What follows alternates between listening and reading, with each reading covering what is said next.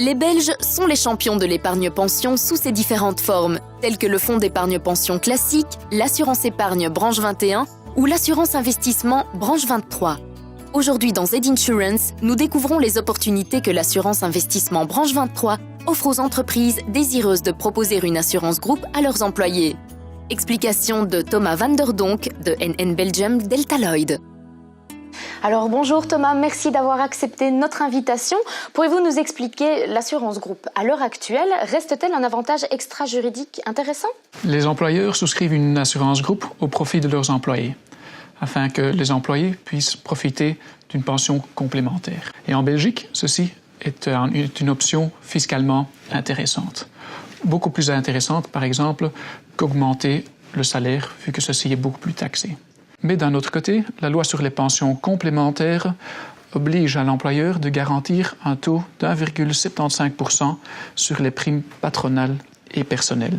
D'autant plus, vu les taux bas sur les marchés, pour les contrats en branche 21, ce sont les contrats à taux garanti, l'employeur peut être confronté à un sous-financement et peut devoir apurer tôt ou tard ce sous-financement. Et ceci signifie un coût supplémentaire pour l'employeur. Alors on parle de branche 21, de branche 23, on pourrait facilement les confondre. Quelle est la différence entre ces deux produits d'assurance? Alors, les contrats en branche 21 proposent un taux d'intérêt fixe, un taux qui est garanti par l'assureur et qui typiquement est très bas les dernières années. Un contrat en branche 23, aucun rendement ni capital n'est garanti. Le rendement des primes dépend de l'évolution des fonds dans lesquels les primes sont versées.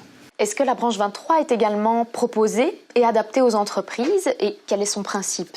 L'assurance groupe peut également être financée partiellement ou entièrement en branche 23. Dans ce cas, il est préférable que le financement se passe en capitalisation collective. Ce système prévoit que les primes patronales sont versées dans un fonds collectif qui est investi en branche 23. Les droits des affiliés sont calculés et enregistrés de façon individuelle sur les polices de chaque affilié. Et en quoi cette capitalisation collective en branche 23 est-elle intéressante pour les entreprises? Cette méthode de financement offre une possibilité de rendement plus élevé, générée par une évolution positive des fonds sous-jacents.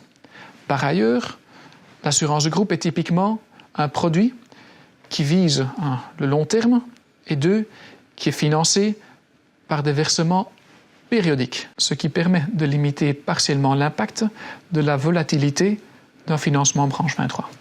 Alors, je vais me mettre à la place d'un chef d'entreprise. Je décide de changer mon offre d'assurance. Par quoi dois-je commencer?